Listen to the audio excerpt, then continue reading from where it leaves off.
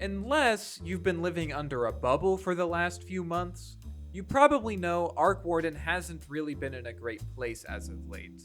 He was one of only 18 heroes that were both unpicked and unbanned at TI, and a few weeks ago, he reached an abysmal 45% win rate on Dota 2 Pro Tracker. So this means we should just avoid picking him until our Lord Icefrog graces us with his favor yet again, right? Wrong. My children, it is not during the times of plenty, but those of famine, that your faith in our boy matters most. People often forget the 11th commandment because it didn't quite fit onto those first 2 stone tablets that Moses brought down from Mount Sinai. When Arc Warden gets nerfed into the ground, thou must try some crazy shit. And that's exactly what I'm here to share with you today. In this video, I'll also be sharing with you the most important thing I've learned about playing Arc Warden after well over 1,000 games on the hero. So make sure you watch to the end of the video. At the start of the game, you'll want to buy 3 circlets, 1 branch, and 1 fairy fire. There are 3 main changes we'll be abusing to own noobs, and the first is that Arc Warden is now universal. So, not only do these items grant us extremely efficient stats, but they also give us an incredible 12 damage.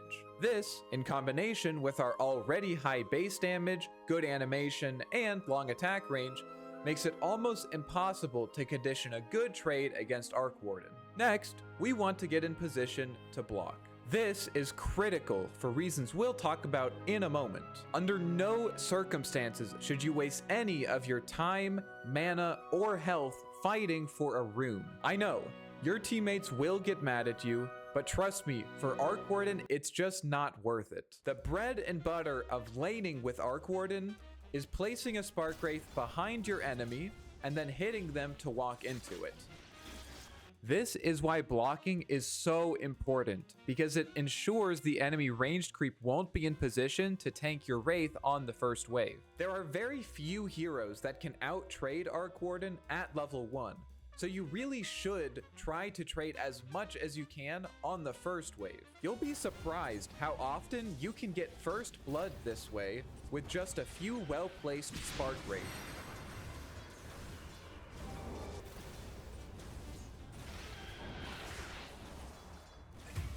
Our skill build for the lane is Spark Wraith at level 1, Flux at level 2, at level 3 we want to take Magnetic Field, then we take another point in Wraith, and finally at level 5 we will take Flux. If you know me at all, you know that I really don't like taking points in Magnetic Field before level 6 because it significantly reduces your kill potential at that timing. But this connects to the second change we'll be abusing, which is Power Capture. Power Capture does 2 things. Most people know that it grants you a permanent 1.5 all-stat bonus upon activating a power rune. However, it also causes Magnetic Field to attract and activate any nearby rune. This makes Arc Warden the only hero who can immediately collect both water runes when they spawn, with each rune granting about a quarter of your max HP and mana in addition to their normal restorative properties due to Arc's innate. To do so, place your magnetic field here when the rune is about to spawn, then walk to the other rune.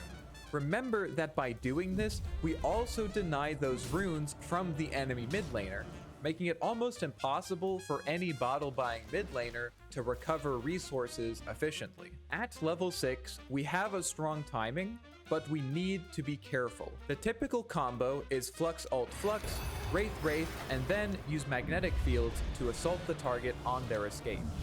You should also be able to cast another round of Wraiths before your Flux expires. That said, good players typically know how to itemize and play to survive your ult combo, so we need to be able to extract value from this timing without needing to solo kill the enemy. If you've been applying what we've talked about so far, you're winning the lane already. which means the best way for the enemy mid laner to recover is by rotating to a side lane. This is where power capture comes into play again. We want to pressure our opponent on the rune timing while also using our magnetic fields to secure those runes. Since magnetic field activates runes when they enter its AoE, we can actually just place fields directly on rune spots before they spawn to instantly activate them. With 2 fields, we can secure every power rune without fail using this technique. Now, if you can use your ult to get a kill or defend a dive in a side lane, you should absolutely do it. However, you should otherwise save your double for those precious rune timings to both go for a kill on your opponent while also securing the rune with your 2 fields. This way, even if you don't kill them, you still remove the primary mechanism by which your opponent can recover from their horrendous laning stage. If you're successful, you might notice them doing some weird shit, like just sitting in their safe lane farming. So, at this point, we've won our lane, we've prevented the enemy from rotating, and maybe even made some rotations of our own using the runes that we've captured. Now, we want to start thinking about our item build. Of course, we'll want to start by buying a Midas and brown boots. Midas will guarantee our scaling into the mid and late game without taking too much farm from our other cores. Brown boots are imperative given our awful base movement speed. After boots and Midas is where things get interesting. Normally, you would buy Maelstrom at this point, but instead, we'll be buying Aghanims. This is the third change we'll be abusing, but before I explain why this item is extraordinarily broken, I need to share a quick word from our sponsor. No one. Come on. You guys really thought I had a sponsor? No.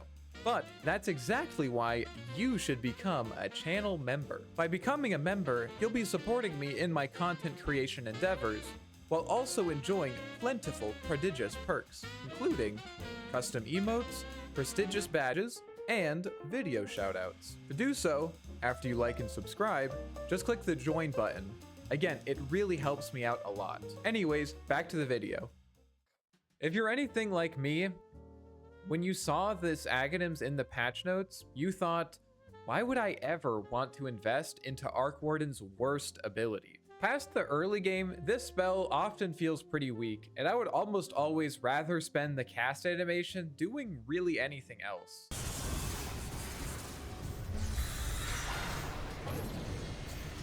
Actually, you know what?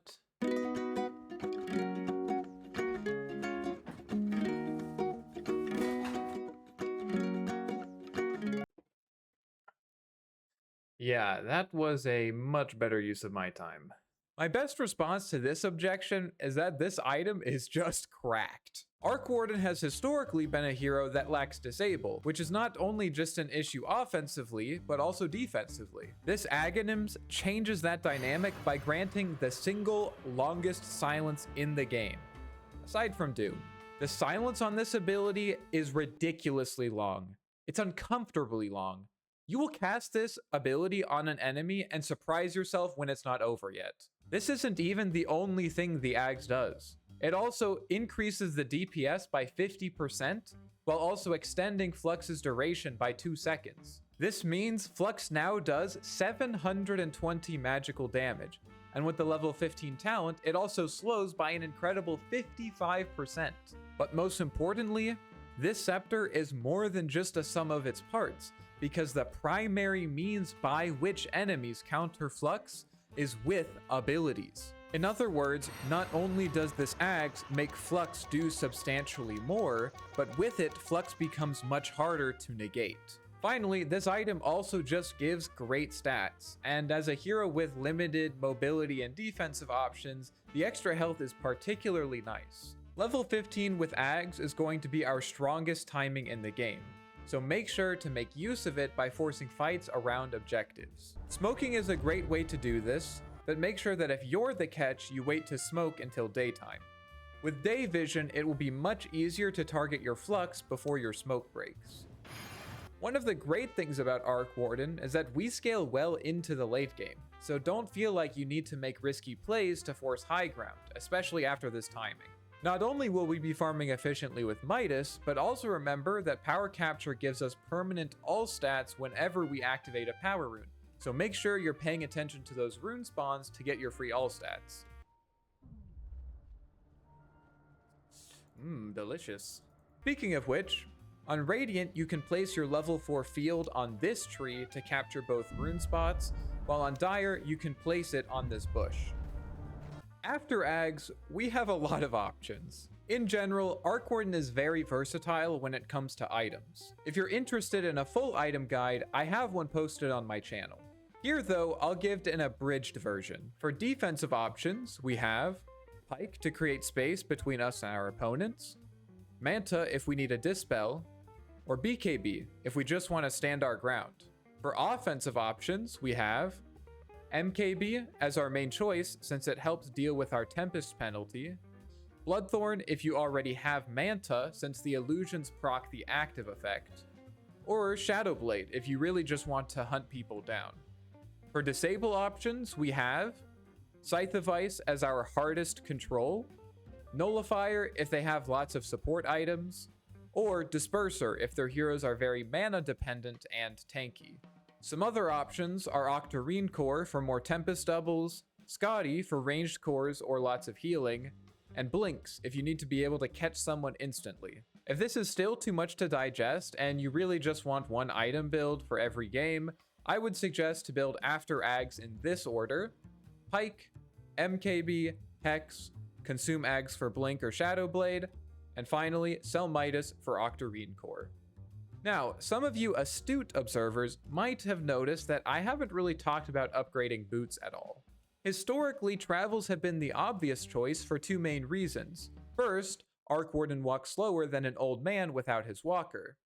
Second, teleporting the double to side lanes has been an extremely efficient way for the hero to both farm and apply pressure without putting his main hero at risk. The issue is that we aren't building Mjolnir, which, in conjunction with the Tempest double penalty, means that we're pretty bad at clearing waves.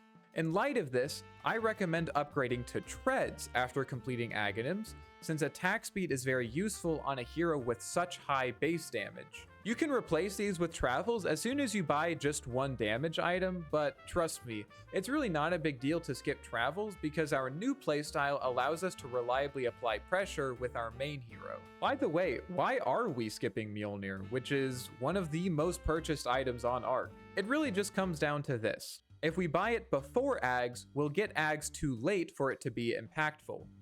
If we buy it after Ags, it won't really be an efficient farming item, nor will it be the best fighting item we can buy.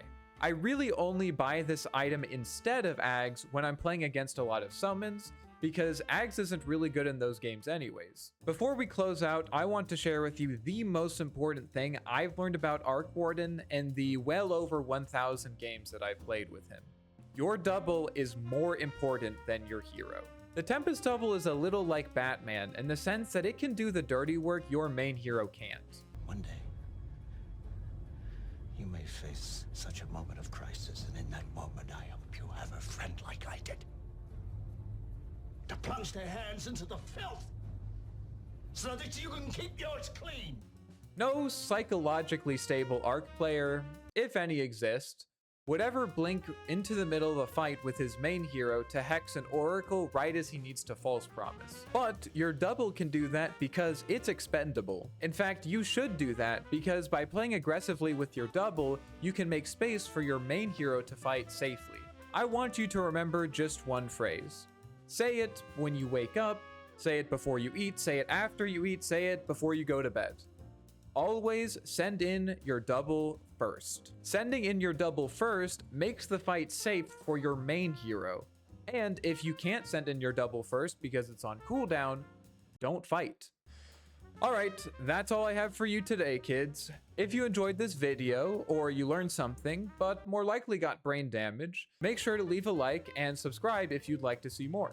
I also have lots more Arc Warden content on my channel for your viewing pleasure. If you would like to see me fail at following my own advice, you can catch me live at 5 o'clock PM Monday, Wednesdays, and Fridays at twitch.tv/ecotheself or right here on this channel. Now, I wish you the best of luck pissing off your teammates with this build. You can tell them I sent you.